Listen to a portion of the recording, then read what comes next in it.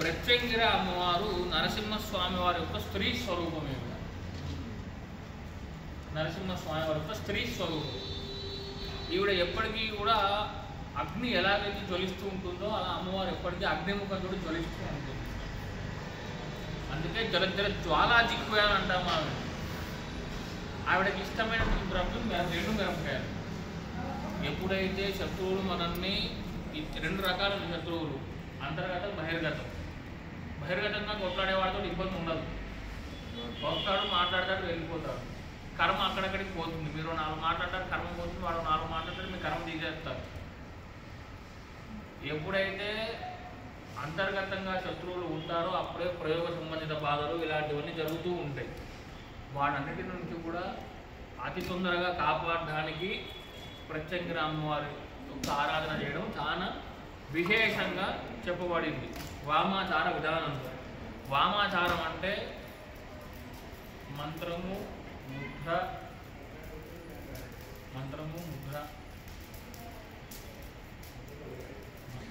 పంచమకారాలు అంటే మంత్రము ముద్ర మైథునంతో చేస్తారు వామాచారం.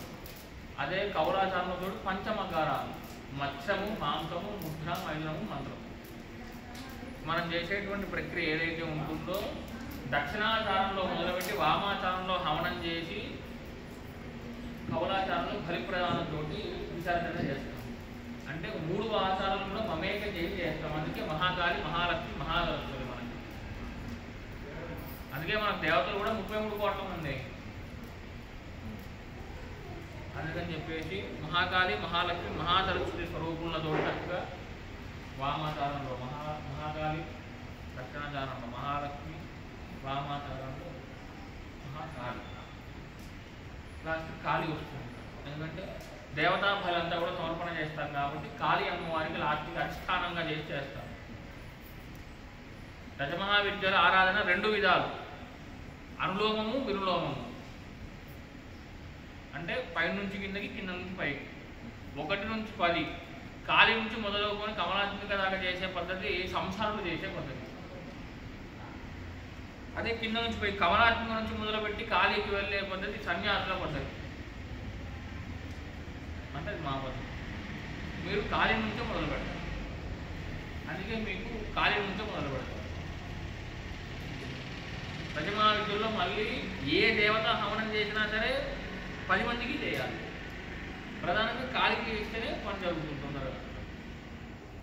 కాళీ అమ్మవారు కాలస్వరూపం అంటే అతి శీఘ్రంగా కాలాన్ని కూడా నిర్మికంగా తిప్పివేస్తున్నారు. అంతటి శక్తి కాళీ అమ్మవారికి. అందుకే దక్షిణ కాళి విశేషంగా చెప్పబడింది దశమహావిద్యలు. ఉగ్రకాళి. ఇవి అమ్మవారి యొక్క ఆవిర్భావాలు అన్నీ చక్కగా ఎండుమిరపకాయలతోటి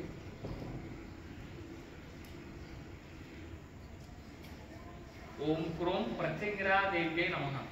క్రోం అనే బీజాక్షరం ఏదైతే ఉంటుందో ఆ బీజాక్షరంలో ప్రత్యంగిర అమ్మవారు నివసించి ఉంటారు. ఇది ఆయా దేవతకు ఆయా బీజాక్షరం ఉంటుంది. ఇప్పుడు మీకు ఎలాగైతే నాగప్రసాద్ అని పేరు ఉందో అమ్మవారికి ప్రత్యంగిర అమ్మవారికి క్రోం అనేది ఆవిడ బీజమంత్రం. ఓం క్రోం ప్రత్యంగిరా దేవ్యై నమః అంటూ చక్కగా మిరపకాయలతో హవనం చేస్తూ ఉండండి. ప్రధానంగా ఏ దేవతలైనా సరే అనుష్ఠానం చేసుకునే విధానంలో అంగన్యాస కరన్యాసం అని ఒక విధానం ఉంటుందంటే మన పంచేంద్రియాలని, మన కరతరాలన్నింటినీ కూడా సమర్పణ చేసి అమ్మవారికి ఆజ్ఞ తీసుకున్న తర్వాత మనం జపానికి అనుష్ఠానాన్ని కూర్చోవడం విధి విధానం. చక్కగా నేను అన్ని చెప్తూ ఉంటాను, మీరు కూడా చక్కగా అలా చేస్తూ ఉండండి.